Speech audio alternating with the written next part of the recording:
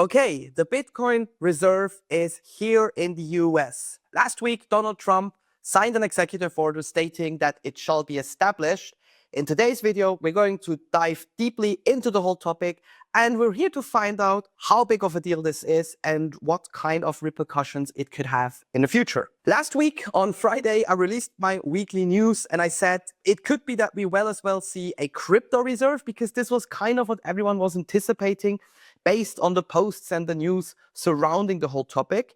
And out of shock, really, Donald Trump then signed the executive order with David Sachs, the crypto czar, present in the Oval Office, stating that they shall establish a strategic Bitcoin reserve and a digital asset stockpile.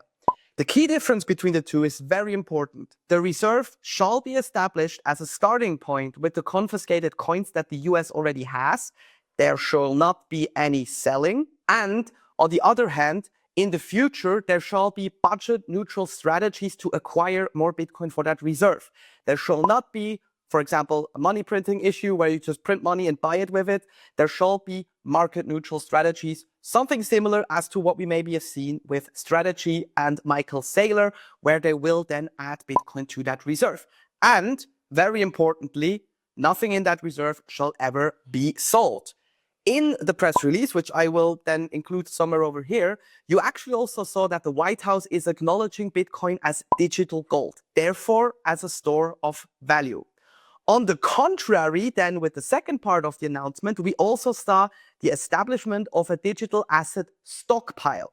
However, if you read the details, that stockpile is more similar to actually I would call it sovereign wealth fund, where you do have all of these digital assets, and potentially even other assets as well, such as like a mining stock or a company stock or something along these lines.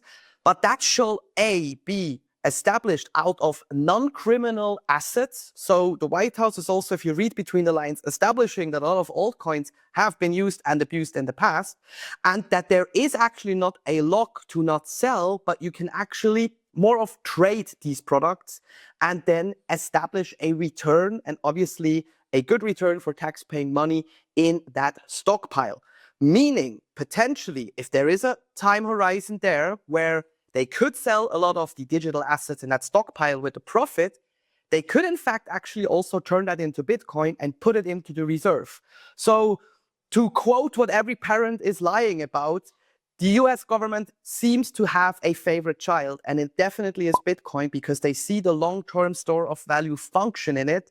And the stockpile, on the other hand, with digital assets, is more of a fund which they are actively working on. Now to the big question, is this a big thing? Of course it is. There is maybe also, I fell victim to this, a little bit of downplaying on everything, because it's good that we now have the reserve. The question now remains, how fast will the US actually also accumulate? But just to think that over 10 years ago, when Trump announced he's going to run, the mood surrounding Bitcoin was completely different. There was no institutional adoption. There was no interest by Wall Street there. It was downplayed as criminal money. Now we have the ETFs, although they're not real Bitcoin, but that's a different topic with the paper Bitcoin issue. We do see that acknowledgement. We do see that interest. And now we also moved into the political landscape, where Bitcoin, even though it's apolitical money, will be part of politics, essentially. However, the bigger news is, with now this establishment in the Oval Office by Trump, and essentially also the promises kept from his end on the campaign trail, if that was for votes or anything, we'll leave that out, the arms race for national Bitcoin reserves has now begun. And we did see this with the announcement in the Czech Republic, where they are also eager to get going. And with the US now following as a leader, who knows? We might see more countries to adopt that strategy as well. And this goes into a very interesting point, because the executive order is more like a letter of intent. The president is now urging committees and newly established working groups to find a solution to get this done quickly. This order also has to pass through Congress, where Republicans have a majority, so it is likely that they could pass it. Once it's passed, it gets written into law, and then they can start accumulating. Depending on how quickly this gets done, this can take anywhere between 6 to 18 months. Again, depending how fast Congress picks this up. The president can push this a bit forward. Other nations, let's use the Czech Republic, or maybe even sovereign wealth funds, such as in the UAE, have much slimmer regulations there. If they impose this strategy, they can essentially start accumulating. So the question remains then, who is going to be the fastest? But for now, let's just enjoy the moment where we can say the Bitcoin reserve is here. The stockpile reserve is also there for those who are interested in that stuff. But from now on, Bitcoin has definitely made its way onto the main stage. But what do you think? Is this big news? Is it a nothing burger? Is it just a voter promise to keep votes alive by the Trump administration?